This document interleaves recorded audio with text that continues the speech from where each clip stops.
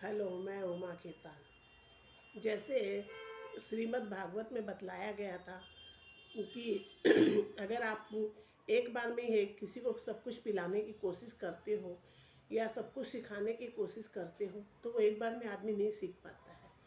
उसे सिखाने के लिए स्टेप बाय स्टेप चलना पड़ता है आपको। तो उससे क्या है कि उसको कुछ समझ नहीं आता है। नहीं तो एक साथ अगर आदमी समझेगा तो उसको कुछ भी समझ में नहीं आएगा। उसके अलावा उन्होंने बताया कि जैसे सिद्धार्थ पूछ रहे थे कि सिद्धार्थ को वैराग्य कब हुआ। तो सिद्धार्थ को वैराग्य हुआ था जब वो पहली बार एक पंछी को घायल देखे थे, तब उनको वैराग्य हुआ था।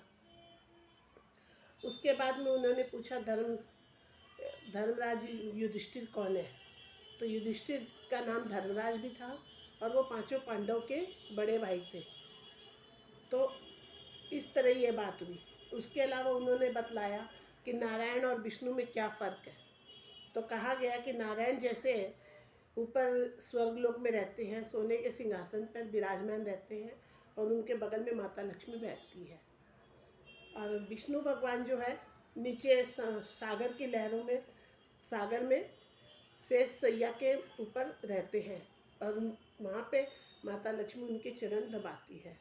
तो इस प्रकार बताया गया कि दोनों में फ़र्क है। उसके अलावा उन्होंने बतलाया कि भक्ति जैसे है तो उसके दो पुत्र हैं, ज्ञान और वैराग्य। तो कहने का तात्पर्य उनका ये था कि भक्ति अगर आप करते हो तो ज्ञान और वैराग्य आपको अपने आप ही मिल जाता है, क्योंकि भक्ति करते करते मन में एक प्रकार के भगवान के प्रति आपकी श्रद्धा हो जाती है। तो श्रद्धा होने से आपके मन में ज्ञान भी आने लगता है और वैराग्य भी होने लगता है। तो उस पर उदाहरण जैसे मैं बताती हूँ, एक तात्पर्य है कि जैसे चौकी होती है, चारपाई जो होती है उसका 4 पाँव होता है, उसके एक पाँव का आप पकड़ के अगर खींचते हो तो 3 पाँव आपके साथ अपने आप चले आते हैं।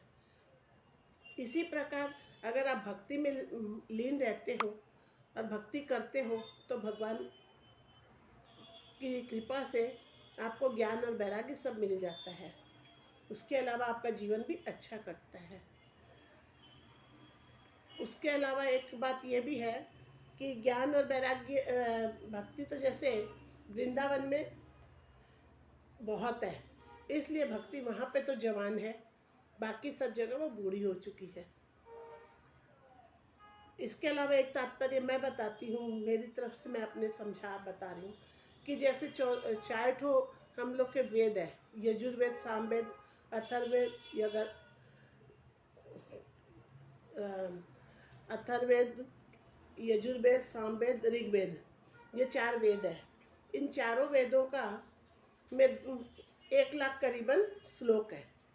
इसमें कर्म कांड के आपके 80,000 है और 16,000 है जो आपके वैराग्य के हैं, भक्ति के हैं और 4,000 जो है वो ज्ञान के हैं। तो कहने का तात्पर्य ये है कि एक्चुअल में ज्ञान लोगों में बहुत कम है, होता हुआ भी कहने का तात्पर्य यहाँ पे दिखाई नहीं पड़ता, लोग बताते नहीं या समझाते नहीं। तो ज्ञान का मतलब पावर कम है, कर्म कांड में ही लोग रह जाते हैं। ये काम करना है, ये बिजनेस करना है, ऐसे करना है, वैसे करना है, ये सब में अपने लोग रह जाते हैं। तो इसलिए कहा जाता है कि कर्म कांड बेसी है। गीता में भी ये बात है कि कर्म योग पे बहुत कुछ है, भक्ति पे भी बताया गया है, लेकिन ज्ञान के बारे में बता के भी लेकिन ज्ञान कमती है। सब ग्रंथों का यही बात है कि ज्ञान कम है, कर्म कांड सब में बेसी रहता है। तो कहने का तात्पर्य यहाँ पे यही होता है कि आप कुछ भी करो, कर्म करके ही आपको फल मिलता है। चाहे भक्ति रूपी कर्म करो, चाहे आप मेहनत रूपी कर्म करो।